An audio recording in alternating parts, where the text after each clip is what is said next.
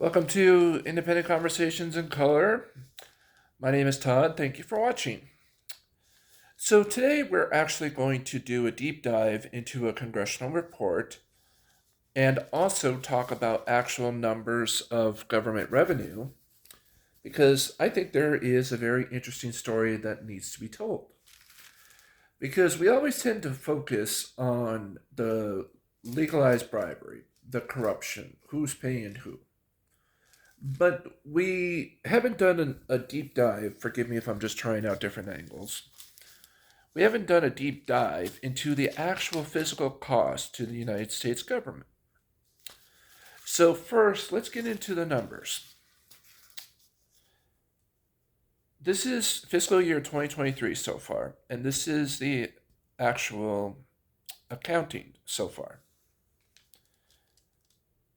Individual taxes have brought in the government roughly 767 billion so far at 52%,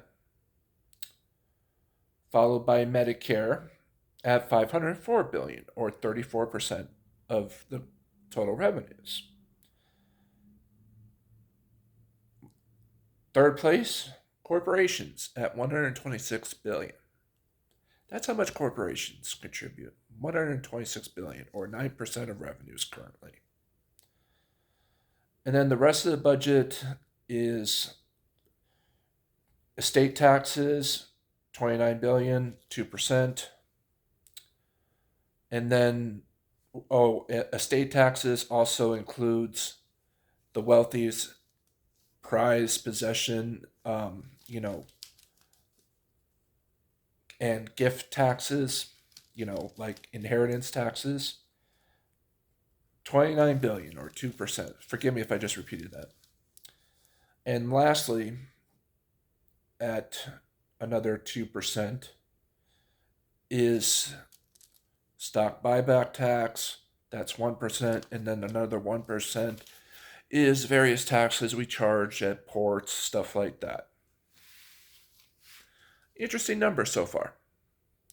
The reason why I bring up this revenue report, now this is for fiscal year 2023 so far. 2023 is not over yet, so take this within, technically in parentheses.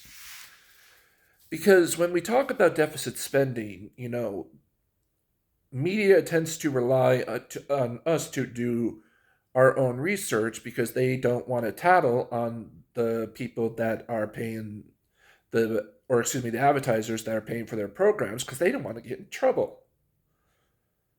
So, and also, when was the last time that they've done some honest journalism about this stuff? So estate taxes, wealth tax, or no, excuse me, just the estate tax and corporation tax, 11% of revenue so far. And also, that is with, okay, I also pulled what Biden's 15% minimum corporation tax, which Kristen Sinema helped weaken, has helped the government so far. It has actually only helped the government bring in an extra 3% revenue so far. Only 3%. That's how much she has helped. 3%. So she knew exactly what she was doing. And also, she knew exactly what she was doing when she killed that carry interest loophole exemption for her precious hedge fund donors.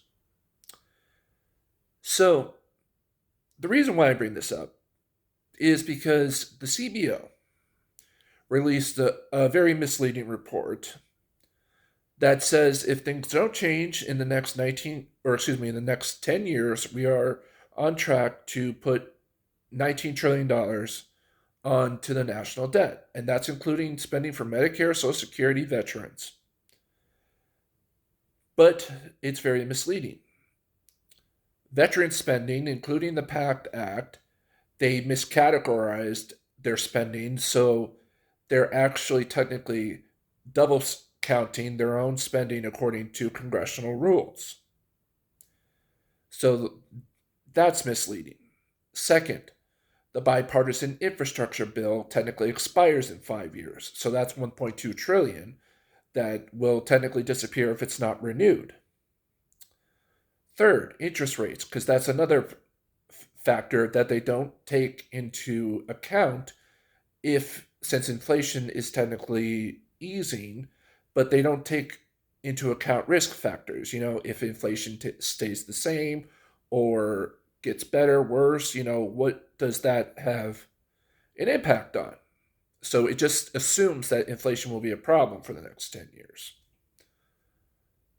And also, lastly, the Trump tax cuts. Lawmakers initially assessed that it cost 1.8, it's actually 3 trillion. So, and also it assumes that it's just going to be renewed in 2025. And so this is what the cost will be if a GOP House plus Kristen Sinema is in the Senate. $3 trillion. So that's 16 trillion, or excuse me, that 19 trillion. 3 trillion could only be 16 trillion. But also, if you're double counting the PACT Act, that's an extra. That law is only designed to spend 280 billion. So if you're double counting that, that's 3.2 trillion dollars right there in 2025 alone. That's in play. And also, that report did find that Biden's reconciliation bills, they're mostly paid for. The bipartisan bills are the ones where we're deficit spending. Who knew Democrats are actually the ones that could pay their bills? Go figure.